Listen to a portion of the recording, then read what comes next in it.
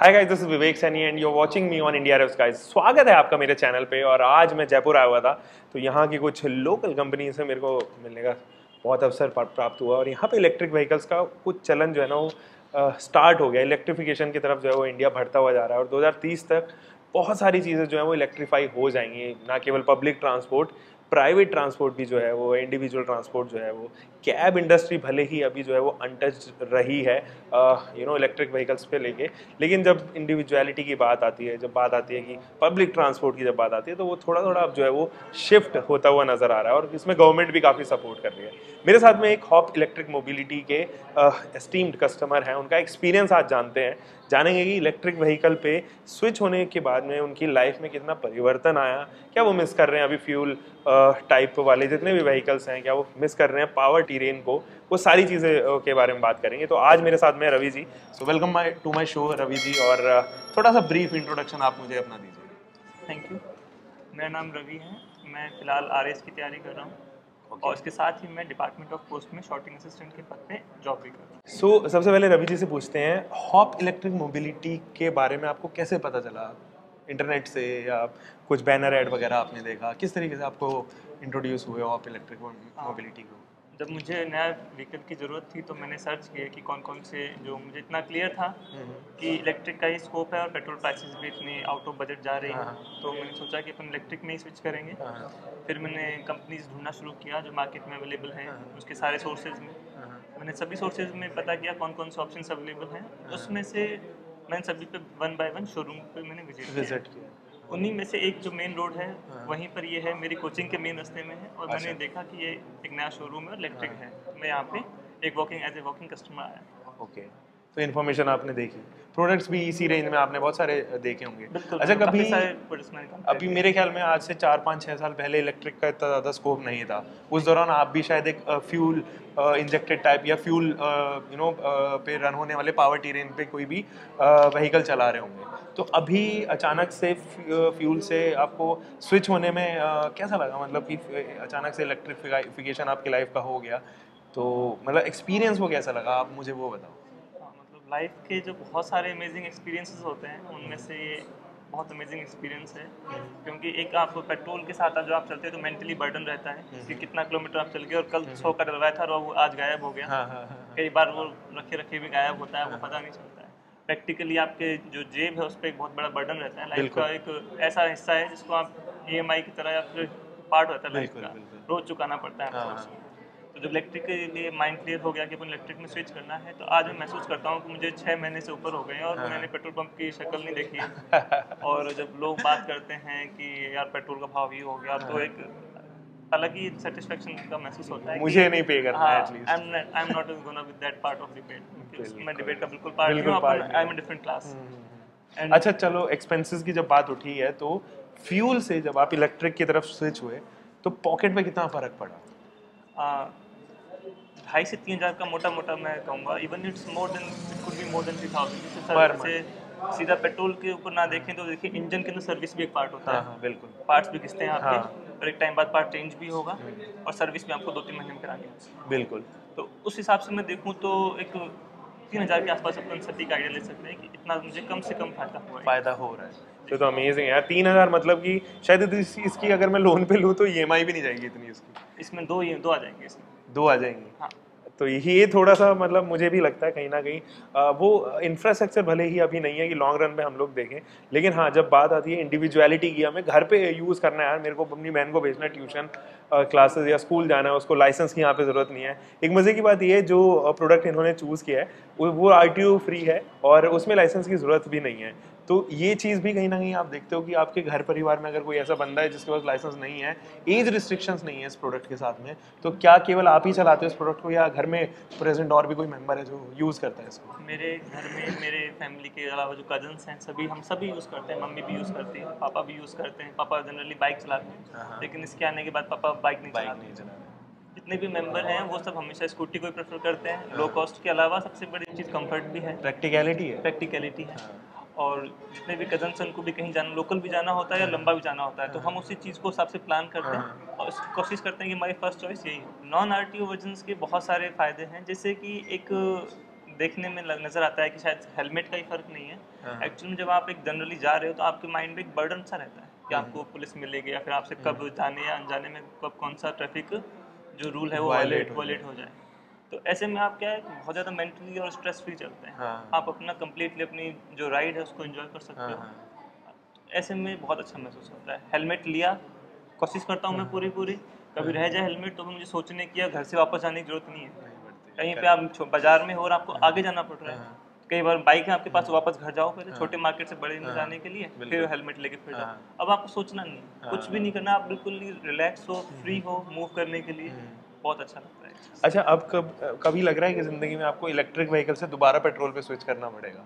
कभी ऐसा लगा कि हाँ शायद ये पॉइंट ऑफ टाइम पे मुझे लग सकता है कि शायद अब दोबारा मेरे को पेट्रोल ही चाहिए?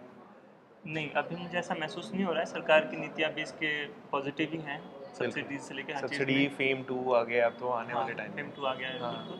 तो इसके साथ में जैसे इन इमरजेंसी में एक चीज़ हो सकती है, जब बहुत ज़्यादा आपको लंबी रेंज चाहिए तब एक केस वो पॉसिबल हो सकता है, जो भी धीरे धीरे समय के साथ में वो जो बैरियर है वो भी खत्म हो जाएगा। बिल्कुल, बिल्कुल। जिससे कि होप के अंदर जो इनका इन्फिनिटी वाला कॉन्सेप्ट है वो बहुत अच्छा है। इसके अच्छा। अंदर ये कमर्शियल में और आप जयपुर के अंदर और नियर बाय जयपुर में आप कितना ही घुमाओ उसको, क्योंकि आप अपनी बैटरी स्विच कर सकते हो इनके उसमें से, बिल्कुल, इन्फिनिटी वाले कॉन्सेप्ट से। बिल्कुल। तो वो चीज़ बहुत अच्छी है इनकी, बहुत ग्रेट है।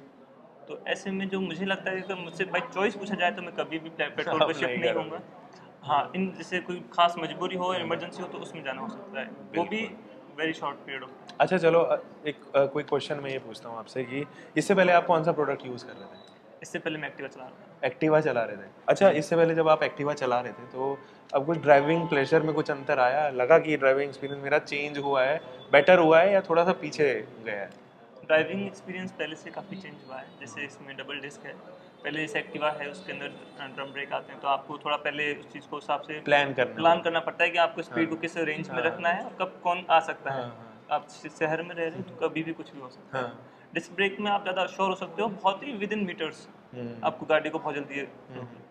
सेकंड प्लेजर ये है कि साउंड नहीं होता है। वाइब्रेशन नहीं है। हाँ, साउंड नहीं है, वाइब्रेशंस नहीं है, जिससे आपकी बॉडी में, जैसे बाइक आप चलाते हैं लंबे टाइम तक या स्कूटी भी चला रहे हैं, तो वाइब्रेशन से आपकी बॉडी में एक जो एक और पॉइंट थकान मुझे याद रहती आ है रहा है, जो। हाँ, हीटिंग इशू हाँ, इलेक्ट्रिक के साथ में नहीं है। इलेक्ट्रिक के साथ में हीटिंग इशू बिल्कुल भी नहीं है। ये चीज़ जैसे जनरली बाइक में ज़्यादा महसूस होती है, मैं एक्टिवा चला था तो मुझे थोड़ी कम महसूस हुई हीटिंग इशू, पर इसमें जीरो है, तो ये भी बहुत प्लेजर है। अच्छा, अब मज़े की बात ये है कि जब आप एक्टिवा चलाते हो रात में, अगर आपने चलाया तो ठीक है, आपको ये अच्छा थ्रो मिलता है लाइट्स का। यहाँ पर एक्टिवा के में अगर आप देखोगे तो हेलोजन बल्ब नहीं ही दिए गए हैं, यहाँ पे एलईडीज इंट्रोड्यूस हुई हैं, तो उनका थ्रो कैसा लगा आपको? काफ़ी अच्छा है, 10 से 15 फुट तक का इनका रेंज रहता है और काफ़ी विजिबल रहता है, विजिबल अच्छा है। है। अच्छा, क्योंकि मेरी वो जो पावर कंजम्पशन भी कम ही हाँ, रखते हैं। जो मेरी जो जॉब है उस शिफ्ट में है, मुझे रात को 11:30 बजे आना पड़ता है, रात को 3 बजे आना पड़ता है, सुबह 5 बजे आना पड़ता है, सर्दियों में आना पड़ता है, फॉग में आना पड़ता है। तो मैंने हमेशा इसको बहुत ज़्यादा अच्छा महसूस किया है कि मुझे कभी कोई दिक्कत नहीं आई इस चीज़ को नाइट में लेकर। आपका एक्सपीरियंस बेटर रहा है हाँ, आपके? काफ़ी मेरा एक्सपीरियंस है नाइट में। अच्छा, एक चीज़ ये कभी डर रहा है कि देखो हमेशा से इंजन्स के साथ में तो ये प्रॉब्लम रही है कि उनके एग्जॉस्ट के अंदर पानी घुसने की समस्या रहती है। इंजन तक अगर आपका एक बार पानी चला गया तो रस्टिंग के इशू ही नहीं आते, इंजन सीजियर का भी फेलियर, इंजन फेलियर के भी इश्यूज आते हैं। Water waging capacity electric vehicles की ज़्यादा बेटर मानी जाती है, तो वो आपको ये लगा कि यार कहीं ना कहीं अब क्योंकि जब भी इलेक्ट्रिक वर्ड आ जाता है ना तो हम उसको रिलेट कर लेते हैं, यार ये वाटर प्रूफ नहीं होगा। जी। तो ये समस्या कुछ लगी यहाँ पर ऐसा कि नहीं यार मैं पानी में शायद अवॉइड कर सकता हूँ उसको? मैं जनरली जयपुर में जहाँ चलाता हूँ वहाँ पे वाटर की इतनी प्रॉब्लम नहीं है, लेकिन यदि कभी निचले इलाकों में जाने की मुझे ज़रूरत पड़ी तो मुझे ऐसा कोई समस्या का फेस नहीं करनी पड़ी। सीधा निकाल लिया सीधा आपने? निकाल लिया, बहुत कंफर्टेबली इजीली निकल जाती है और ऐसा कोई हाँ, इशू नहीं है कि पानी को लेकर वाटर प्रूफ मैंने कमिट भी किया था और हाँ, वैसा है। मैंने जितना भी पानी में इसको चलाया है उतना मुझे अच्छा ही महसूस हुआ है और कभी कोई दिक्कत नहीं आई। दिक्कत नहीं हुई है। अच्छा, एक चीज़ और जाते जाते मैं आपसे पूछ लेता हूँ, क्योंकि ये इंपॉर्टेंट पार्ट है, और ये है सर्विस की क्वालिटी, कैसे वो सर्विस दे रहे हैं आपको आफ्टर सेल्स, ठीक है? जी। और टेक सपोर्ट इनका कैसा है? कॉल कर रहे हो आप यार परेशानी में है, ऐसा तो नहीं है नहीं कि बस ठीक है मैंने खरीद लिया उसके बाद में tata bye bye, you are no longer our customer. Service and tech support, ये सारी चीज़ें आप मुझे बताओ, इनका एक्सपीरियंस कैसा रहा आप इलेक्ट्रिक मोबिलिटी? सर्विस और टेक सपोर्ट में जो सर्विस में मैम है निशा जी हैं, और जो टेक सपोर्ट जो अपने सर्विस के जो इंचार्ज हैं भरत जी, वो काफ़ी ज़्यादा सपोर्टिव और कोऑपरेटिव हैं। मैंने उनको कई जैसे ऑफ टाइम के अलावा मैंने जब भी उनको कॉल किया उन्होंने अटेंड किया, उन्होंने मुझे सही गाइड किया कि आपको इस तरह से करना चाहिए। तो मुझे काफ़ी ज़्यादा अच्छा लगा। अक्सर कई बार लोग जो एक बड़ा पोर्शन है इसमें लोग लैग कर जाते हैं, कंपनीज लैग कर जाती हैं, वो सिर्फ सेल्स पे ध्यान देती हैं और कस्टमर जो एग्जिस्टिंग कस्टमर्स हैं उसको ध्यान नहीं रखती हैं। तो इनका दोनों ही फेसेस में जो पॉइंट है वो स्ट्रॉन्ग पॉइंट है और अच्छा कर रहे हैं। अच्छा, आपने लाइफ लिया है जैसे, जी। तो उनकी आई बिलीव जो ARAI सर्टिफाइड फिगर्स हैं वो 70 किलोमीटर की रेंज है। जी। तो आपको रियल लाइफ में ये कितनी मिल पा रही है? ऑनेस्टली जब मैंने पहली बार इसको राइड किया था तो मैंने लिटरली इसको 0% तक मैं इसको लेके गया था और इट्स मोर देन 71 71 कर लिया। क्रॉस कर गया। ठीक है, और अभी जो मैं इसको महसूस कर रहा हूँ 6 महीने के बाद, एग्जैक्टली मैंने इसको 0 तक में नहीं ला पाया हूँ, 0 से, लेकिन मैं जिसको कैलकुलेट लगाता हूँ ये हमेशा 65 प्लस ही हमेशा मुझे आंकड़े मिलते हैं। और जिस हिसाब से अब अगर मैं कभी ट्रेस करूँ तो मुझे लगता है 68 तक तो बहुत इजीली है। चली जाएगी। हाँ। तो हर दूसरे या तीसरे दिन आप चार्ज करते होंगे इसको? मैं जिससे ऑफिस जाता हूँ, मेरा 15 किलोमीटर ऑफिस पड़ता है, तो मैं 2 दिन के बाद तीसरे दिन चार्ज करता हूँ। तीसरे दिन चार्ज करते हैं। चलो, ये तो काफ़ी अच्छी चीज़ लगी। और अच्छा, कोई ऐसा इंसिडेंट आपकी लाइफ में हुआ जिसमें कहीं लग वगैरह गई हो या फिर कुछ पार्ट वगैरह जो है ना वो आपको ज़रूरत पड़ी होगी, रिप्लेस कराना पड़ा हो, तो कुछ लगा आपको कि इंटरवल में कुछ डिले या फिर कुछ ऐसी कोई स्टोरी है आपकी इससे रिलेटेड? हाँ, एक बार मैं रात को जब अपने ऑफिस से घर आ रहा था तो रात को 2 बजे कुत्ता मेरी स्कूटी से टकरा गया था, मैं गिर गया था। उसका जो ब्रेक है वो टूट गया था। मैंने कॉल किया अगली सुबह और उन्होंने कहा आप आ जाइए, इसको ब्रेक को चेंज कर देंगे, और विदिन मिनट सर ने चेंज करके मुझे वापस कर दिया। स्पेयर पार्ट्स की प्रॉब्लम नहीं आ हाँ, रही है? इसके अलावा जो उसमें छोटे मोटे जो क्रॉच आए सर ने वो भी एकदम क्लीन करके दिए।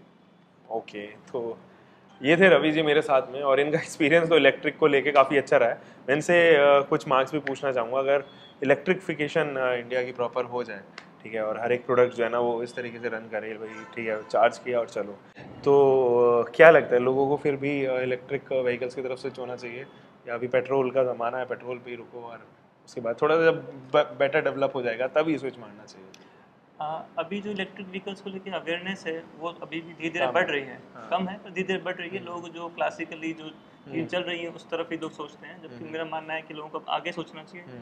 अभी जिससे मैं ऑनेस्टली जो मेरा प्लान था इसको लेने का मूल मकसद यही था कि अगर मैं आज 100 रुपये का पेट्रोल खर्च कर रहा हूँ रोज, और ये लगभग मुझे 12 रुपये में फुल चार्ज होती है, 20 पैसे पर किलोमीटर चल रही है, तो 2 साल के विदिन 2 ईयर्स ये मेरे लिए इसकी जो कॉस्ट है वो फ्री हो जाएगी। लेकिन अगर मैं पेट्रोल की बात करूं तो वो कभी फ्री नहीं होगी। इवन देखा जाए तो वो फ्री ना होगी, उसकी वैल्यूएशन कम होगी, साथ साथ इंजन के और जो मेंटेनेंस के खर्चे हैं वो टाइम के साथ बढ़ते ही रहेंगे।